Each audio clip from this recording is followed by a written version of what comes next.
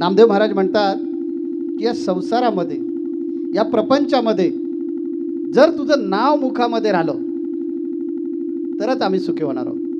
का हा देह जो आहे ना हा प्रपंचाचा दास आहे. पण डॉक्टर सांगतात की आता अमक्या तमक्या माणसा ब्लॉकेज आहे तुझ्या शरीरामध्ये, हृदयामध्ये, आता विश्रांती घे. पण प्रपंचाचा दास दुर्लक्ष करतो आणि मग बोलावून आलं की जावं लागतं. डॉक्टरनी सांगितलेलं आहे तुम्हाला अस्थमा आहे, औषध घ्या, नाही घेत आपण. वेळ कुठे आहे, फुरसत कुठे आहे. सारखं या प्रपंचाच्या पाठीमागे आपण पळत असतो.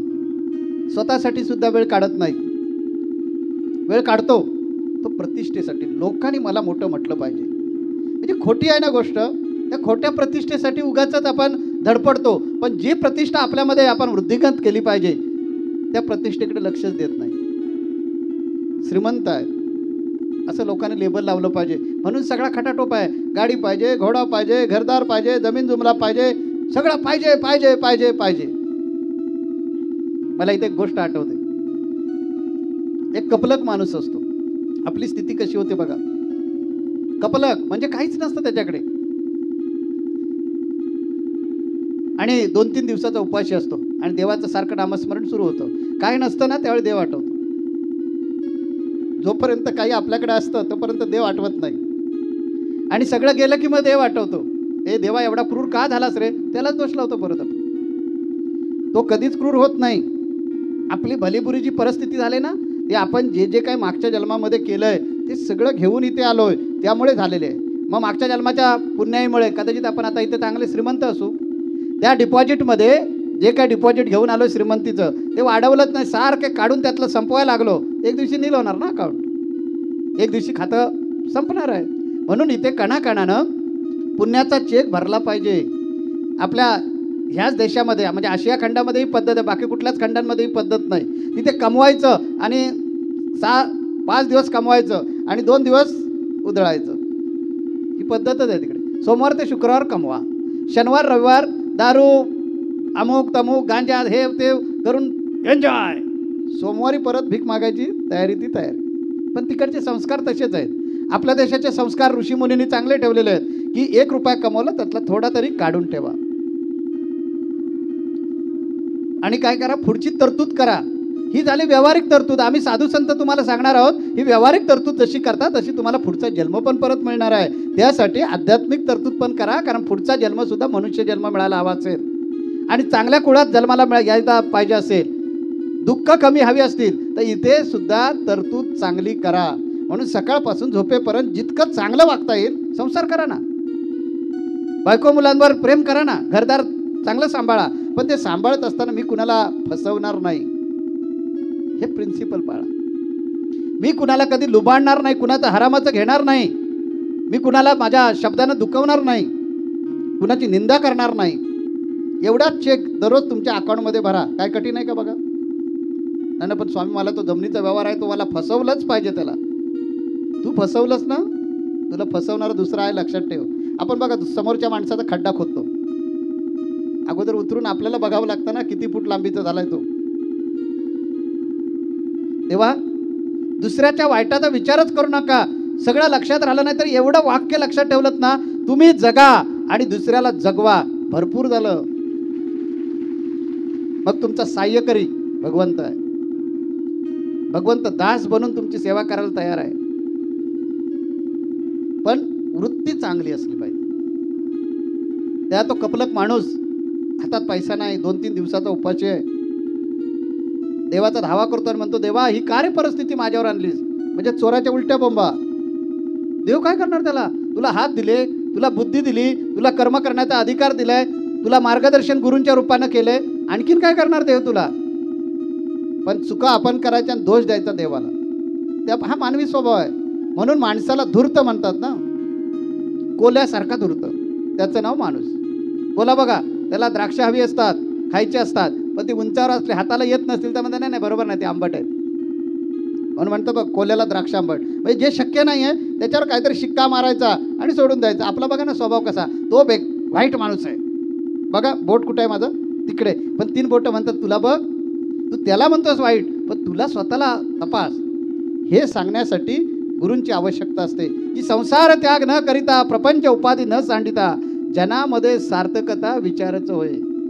की संसार सोडू नका, प्रपंच सोडू नका, योग्य प्रकारचा विचार करा. तुम्ही विज्ञान युगामध्ये वावरणारे लोक आहात, त्या अंधश्रद्धांचा आधार घेऊ नका. तुम्हाला परमेश्वराने जी बुद्धी दिली त्या बुद्धीचा वापर करा आणि विचारा मनाला की मी फक्त स्वतःसाठी जगतोय की सगळ्यांसाठी जगतोय. स्वतःसाठी जगतो तो माणूस आणि सगळ्यांसाठी जगतो तो देव. देवासारखं जगा. देवाचं लेकरू आपण आहोत, मग देवासारखं जगलं पाहिजे ना आपण. तर तो कपलक माणसानं देवाला दोष दिला तर देव म्हणाला जाऊ दे, आता ह्याची शेवटची इच्छा आहे म्हणून पूर्ण करूया. तर देव प्रकट झाला, म्हणाला अरे बाबा का मला दोष का देतोस? तुला चांगले हात दिले, पाय दिले, बुद्धी दिली, डोळे दिले, सगळं दिलं, सगळंच गमवून बसलास आणि आता मला दोष देतो. ठीक आहे, तुला काय हवंय? तर म्हणाल काय ना देवा, 2-3 दिवसाचा उपवास आहे, जगायची इच्छा आहे, काहीतरी मला दे. देव म्हणाला बघ मी आयत खाऊ कधीच कुणाला बनवत नाही, त्यामुळे तुला सगळ्या सुविधा दिल्या त्याचा वापर करायचा. पण आता इमिजिएटली तुला जगायचं आहे ना, म्हणून तुला एक मी झोळी देतो. त्या झोळीमध्ये हात घालायचा. तुला पाहिजे तेवढी पैसे त्याच्यातले काढून घ्यायचे. पण लक्षात घ्या, झोळीतला हात काढलास आणि झोळी बाजूला ठेवलीस की मग पैसे मिळणार नाहीत, त्या झोळीतून काही येणार नाही. त्या तुला किती हवेत ते ठरव. त्यानं लगेच देवाला प्रश्न विचारला, देवा तू किती वेळात येणार आणि परत झोळी घेऊन जाणार? देव म्हणाला मी येईन, तुझी झोळी खाली राहिली मी घेऊन जाणार. पण किती दिवस? देव म्हणाल ते नाही सांगता येणार. तुला किती पाहिजे तेवढे घे ना काढून. झोळीत हात घालायचं आणि पैसे काढायचे, झोळीत हात घालायचं, पैसे काढायचे. तुला पाहिजे तेवढे घे. माणसानं लगेच देवाचा हात जोडल्याने त्याचं अभिनंदन केलं. बरं झालं बाबा, धन्यवाद देऊन टाकले देवाला. बरं झालं बाबा तू आलास आणि माझ्या मदतीने धावलास. झोळी घेतली, काकेला लावली आणि चालायला लागला. इकडे बघितलं वस्ती आहे, तिकडे बघितलं वस्ती आहे. आता त्याला वस्ती काय खाणार होती?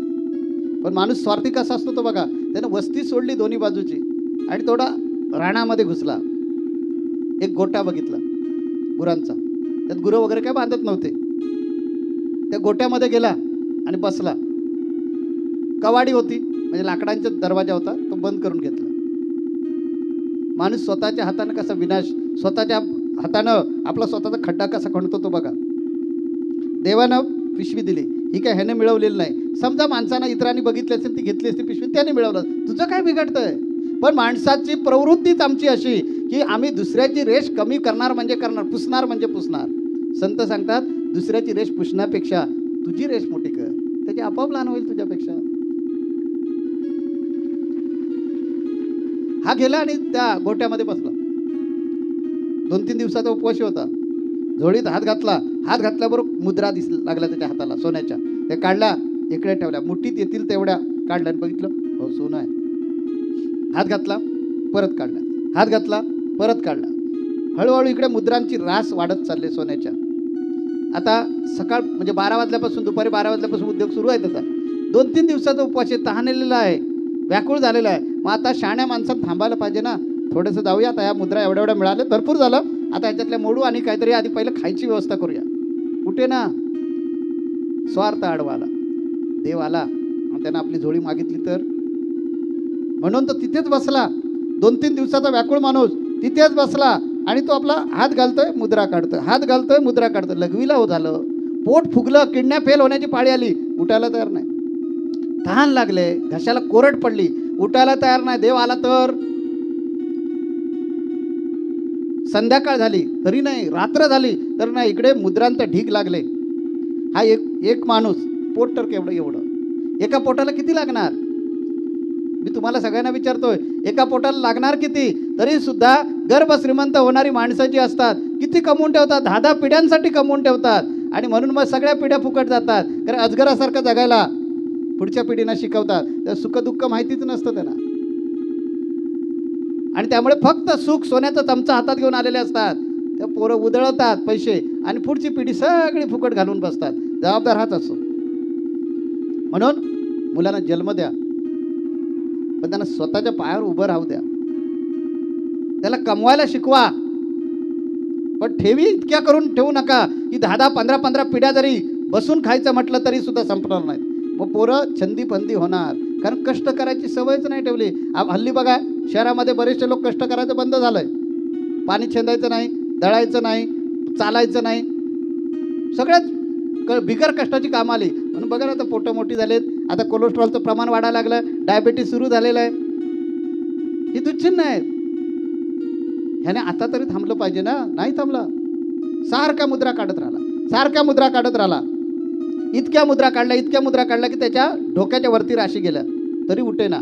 शेवटी सगळं लघवी संडास सगळं चॉकअप झालं ना, आणि सगळं गटर त्याचं बंद झाल्याबरोबर मुद्रे नंतर पुढे तर हात शिन झाले, अंगात ताकद नाही ना हात काढायला बाहेर, तरी उठायला तयार नाही. शेवटी 2-3 दिवसानं त्याची परिस्थिती अशी आली, झोळीमध्ये हात होता आणि तिसऱ्या दिवशी पहाटेला हात झोळीमध्ये घातलेला आहे आणि तो उचलायची पण ताकद नाही.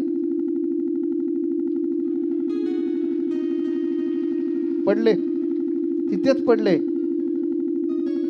आता बसला होता कुठे? रानामध्ये, जंगलात. तिकडे कोणच जात नाही. बरं, गोठा जो होता त्याचा दरवाजा तर तोही बंद करून घेतला होता, त्यामुळे कुणाचंच लक्ष नाही. 5-6 दिवसानंतर कुसलंय काय, वास कसला येतो, म्हणून तिकडून जाणाऱ्या लोकांनी एकानं बघितलं वास कसला तरी येतो, म्हणून त्याने आपला पुढे गेला. बघतो तर हा माणूस कोणतरी एक आहे, असा छातीवर हात घेऊन, झोळीमध्ये हात घेऊन पडलेला आहे आणि इकडे सोनं आहे.